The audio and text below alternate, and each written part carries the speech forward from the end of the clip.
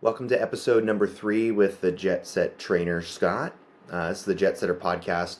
We're here to make sure that you learn how to eat and train anywhere at any time to make sure that your vacation body is ready, always.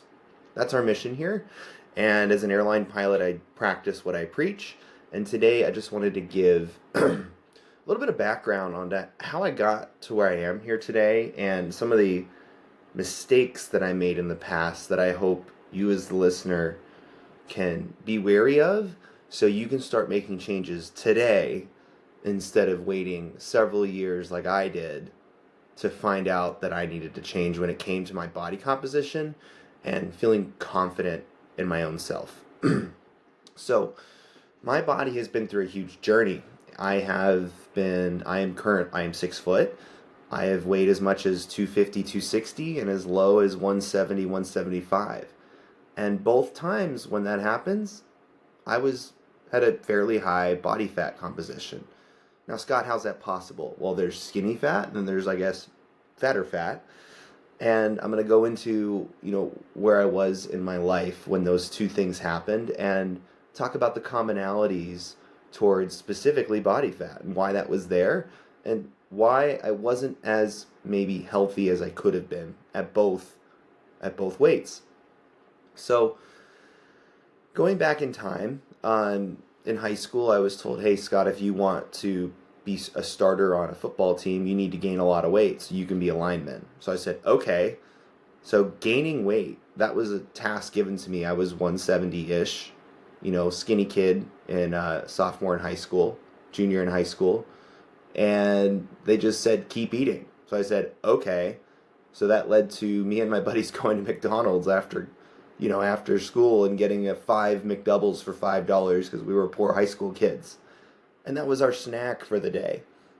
So I ate an obscene amount, lifted a lot, did a lot of, Olympic lifts, power lifts, whatnot. Sorry, my throat's getting scratchy. One sec.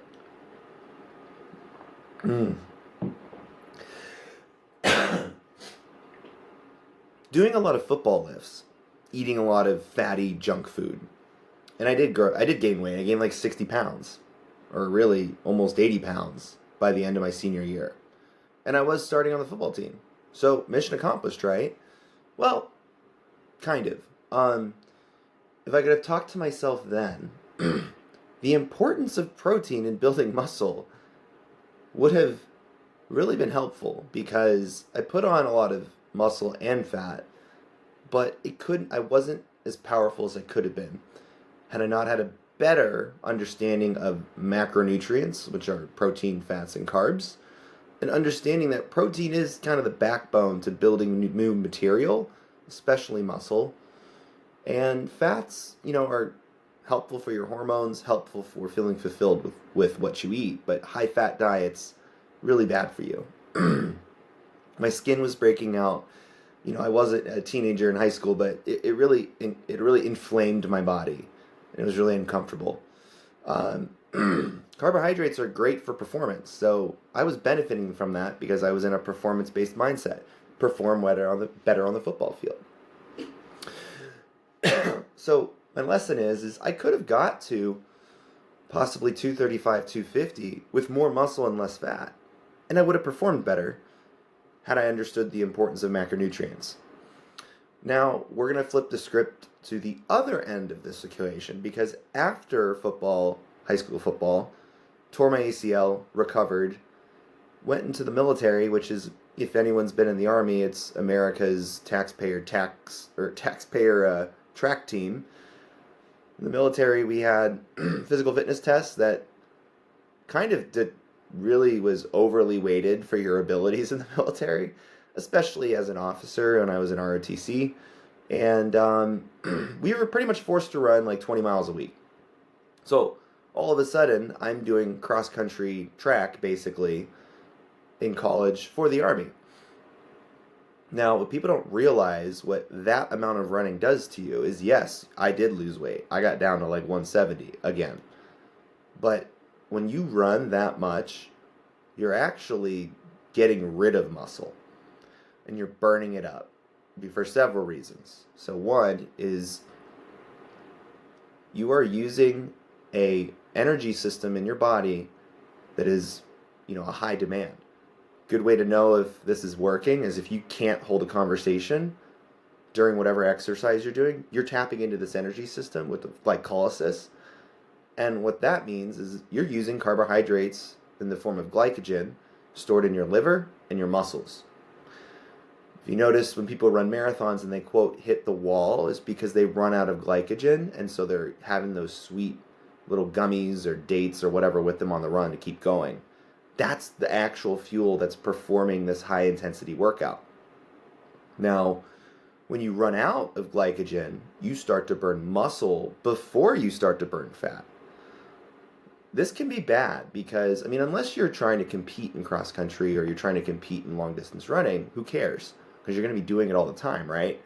But the minute you stop running that intensely, your body is primed to put on fat. Because you've lowered your energy requirements for the day by dumping all that muscle. Think of it this way. When you run that much, you're encouraging your body to behave more like a economy car because you're going long distances. So your body's like, great, guess we're going to be running 20 miles a week. Let's get better at this. What's the easiest way to get better at this? Dump the things we don't need. And from a body makeup standpoint, that's some fat and a lot of muscle. Because muscle is expensive. Fat isn't as expensive to carry around. But muscle is very expensive. So your body's kind of going into a recession and trying to conserve as much energy as possible so that you can continue to put in those miles. So when you pair that with a Western diet that's high calorie, you very quickly get into this position where you lower your operating costs every day, and then you eat these high fatty diets. And if you're not running 20 miles a week, if you can't keep it up, same thing with CrossFit. If you're not doing 5 CrossFits a week because you got injured, all that food you're eating quickly turns to fat. It's a survival instinct. So, in the military, as long as I was running, I was skinny, but usually kind of skinny fat. And I didn't know why.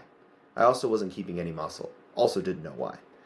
So running can be great exercise. I'm not saying it's not, but there are pros and cons to everything. Right now, I probably run maybe 5 miles a week max. I run for fun. I run at a pace that's comfortable, not killing myself. I don't have a physical fitness test to compete for speed, so I literally just run because it's a faster way to get steps, and I enjoy it. So, along with the running, understanding protein as well, had I had a higher protein diet, I might have kept more muscle, but still running that much, I probably would have lost it. So this is a shorter episode today because I just wanted to share with you guys the journey that I went through with 2 different body types and making the big mistakes that everyone makes. You want to lose weight and lose fat and you go run all the time? Yeah, you're going to lose weight and you're going to lose some fat. But you're setting yourself up for failure the minute you stop running. And running's pretty destructive to your knees, your hips as you get older. Ask any ultramarathoner, they hurt.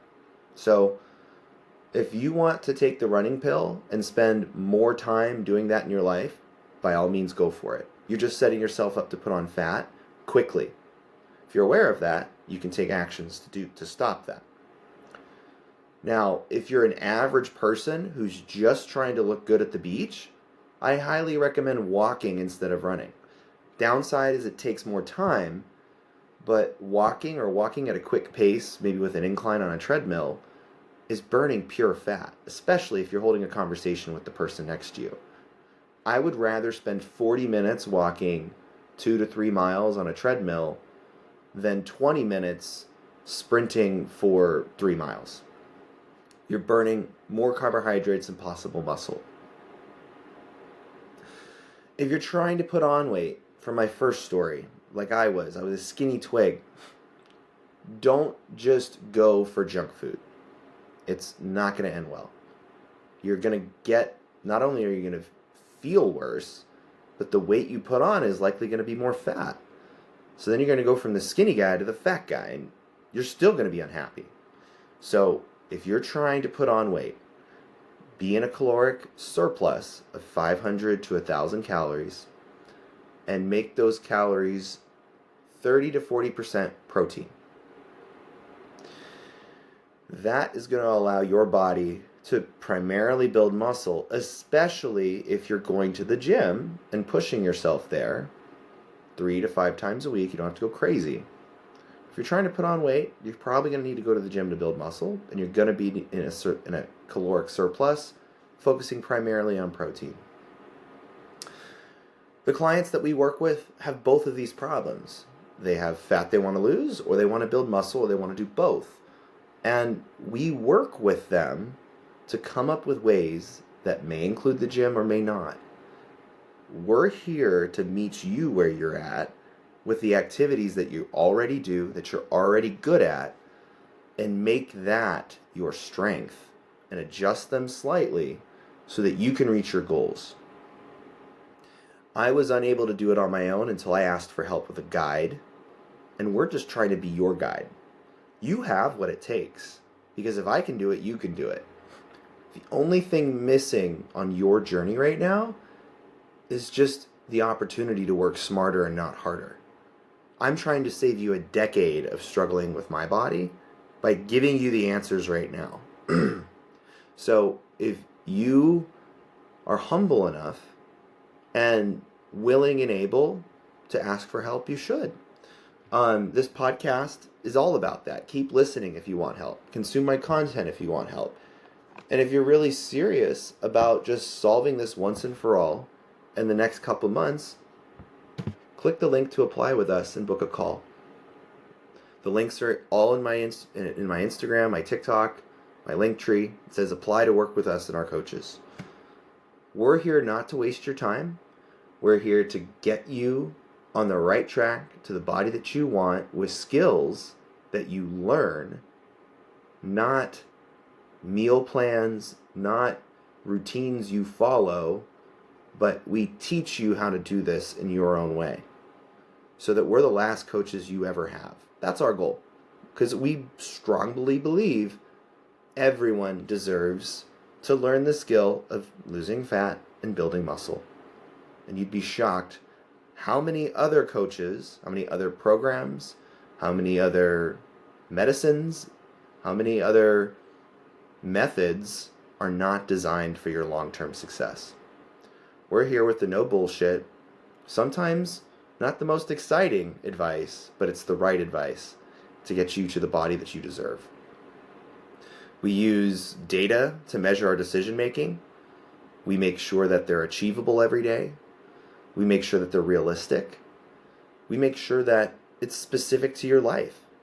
And you're getting advice from coaches who have high-performing jobs and high-performing, demanding lives. We don't live in a gym all day. Sometimes I'm flying. My other coach is a mom dealing with 2 newborns practically. Her husband is in nursing school and she's a breadwinner. The people I work with are high-performing, and the clients that we're looking for are high-performing because we tend to be very successful with them. So if that's you, we'd love to talk. I hope you enjoyed this quick episode, and have a wonderful summer, and look forward to seeing you on the next episode.